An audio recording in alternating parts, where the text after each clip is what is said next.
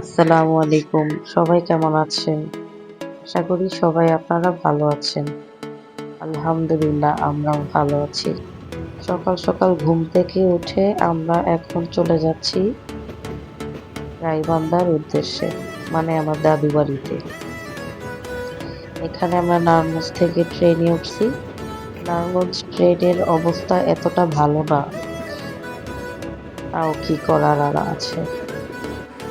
সকালে ঘুম থেকে যেহেতু উঠেছি কেউই নাস্তা করিনি, তাই বাহিরে একটু খেয়ে নিলাম। ট্রেন অনেক লেট করে আসছে। ট্রেন ছাড়ার কথা ছিল ৮টায়, কিন্তু প্ল্যাটফর্মে এসেছে ৯টায়। এখন ১০টা বাজে, ট্রেন মাত্র ছাড়লো। অলরেডি অনেক লেট হয়ে গিয়েছে, তাও কি আর করার। আমি খুবই এক্সাইটেড, দাদু বাড়িতে যাচ্ছি প্রায় ৬-৭ বছর পর।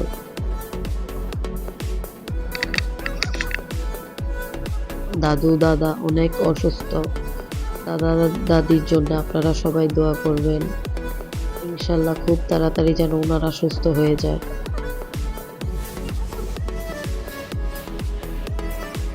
এখানে ট্রেন ছাড়ছে, এটা মনে হয় এয়ারপোর্ট স্টেশনে দিকে যাচ্ছে।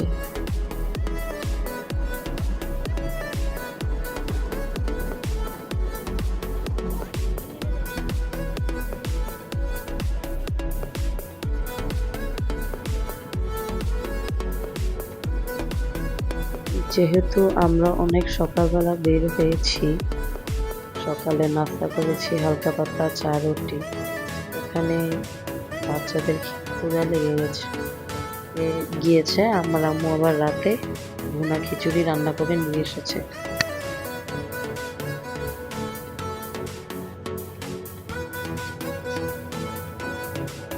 ওটাই আমরা খেয়েছি ট্রেনে বসে। এখানে আমরা যমুনা সেতুর উপরে আছি। পাশে বাস যাচ্ছে আর এই পাশে ট্রেন।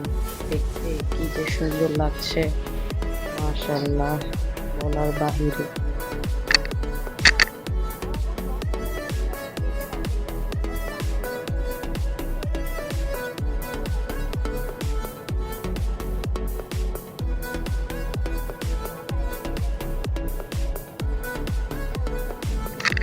যমুনা সেতুটা পার হওয়ার পরে বেশিক্ষণ লাগে না যেতে, যেহেতু আমাদের ট্রেন লেট করে এসেছে সেহেতু একটু সময় লাগছে।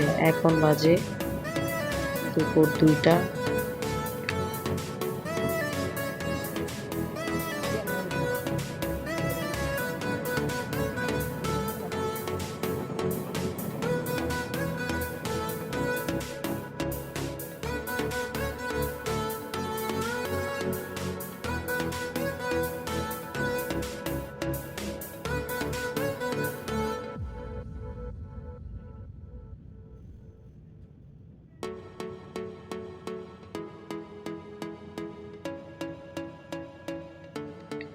গ্রামের এই দৃশ্যগুলি আমার খুবই ভালো লাগে। এখানে আমরা চলে এসেছি, যেহেতু রাত প্রায় ৯টা বাজে, তাই আর গ্রামে গেলাম না, কারণ অলরেডি সব বন্ধ হয়ে গিয়েছে। তাই এখন আমরা একটা হোটেলে যাচ্ছি। আপাতত রাতটা ওখানে থাকবো, সকালে দাদু বাড়িতে যাব। এখানে আমরা ডিনারটা করে নিলাম। খাবার এতটা মজা লাগেনি, তাই আমি একটু রসমালাই নিয়েছি। খাবারের এই হোটেলটা অনেক সুন্দর ছিল। এটা ছিল বাংলা ভোজ, অনেক সুন্দরই ছিল।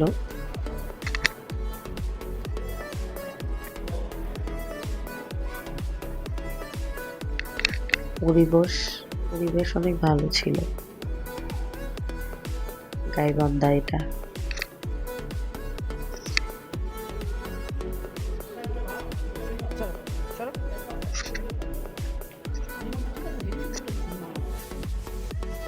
এখানে খাওয়া দাওয়া শেষ করে আমরা হোটেলে চলে আসলাম। একই বিল্ডিং এ হোটেল প্লাস খাবারের রেস্টুরেন্ট। দোতলায় রেস্টুরেন্ট, ৩তলা ৪তলা ৫তলা হচ্ছে হোটেল। আমরা এখন আছি ৫তলা। এখানে আমাদের গ্রিন টি দিয়েছে খাওয়ার জন্য। এখন একটু গ্রিন টি বানিয়ে আমি খাবো, কারণ মাথা অনেক ব্যথা করতেছে। এখন প্রায় রাত বাজে 1টারও বেশি।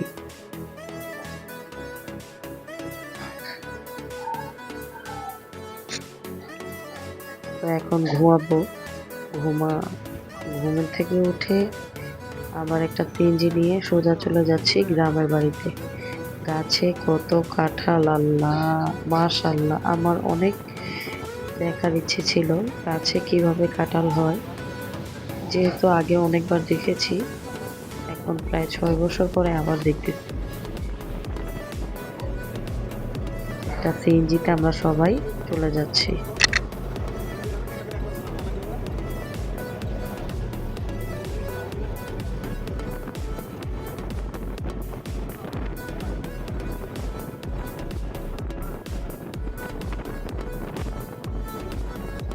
অবশেষে আমরা গ্রামের বাড়িতে চলে আসলাম। মাশাআল্লাহ! দাদু বাড়ির গাছে এত কাঁঠাল। উঠানের সাথে যে গাছটা, এই যে এটাতে অনেক কাঁঠাল, একদম নিচ থেকে ধরে গাছের ডালায় ডালায় কাঁঠাল। মাশাআল্লাহ! আল্লাহর সৃষ্টি অপরূপ সুন্দর। এই গাছের কাঁঠালগুলি খুবই মিষ্টি। যেহেতু আমরা একটা পেড়েও খেয়েছি, আপনাদের দেখাতে পারিনি। আসলে সবকিছু তো ক্যামেরায় রেকর্ড করা যায় না, আর আমরা হাতে বেশি সময়ও ছিল না। এখানে সব হচ্ছে ভুট্টা, ক্ষেতের ভুট্টা। এগুলি সব বিক্রি করবেন না? খেতে আলু এগুলি করেছিল, কেজি কত নিব? উঠিয়ে ভুট্টা বুনেছে। ভুট্টার পরে এখন পাট শাক দিয়েছে। সবকিছুই ভিডিওতে তুলেছি। এখানে দাদি বাড়ির সাথেই নদীর পাড়, সেখানে গিয়েছিলাম। দেখেন কত সুন্দর ভিউ, মাশাআল্লাহ! অনেক ভাল লাগছে। আমাদের কিছু ছবি আসলে আপনাদের সাথে শেয়ার করলাম এই ভিডিওতে। যদি ভালো লাগে লাইক, কমেন্ট, সাবস্ক্রাইব করে দিবেন। ধন্যবাদ। আসলে আমি চ্যানেলে নতুন, তাই এত কিছু বুঝি না। যদি কখনো ভুল হয়ে থাকে আমাকে ক্ষমা করে দিবেন। আর আমার পাশে থাকবেন। সাবস্ক্রাইব না করে থাকলে এখনই সাবস্ক্রাইব করে দিবেন।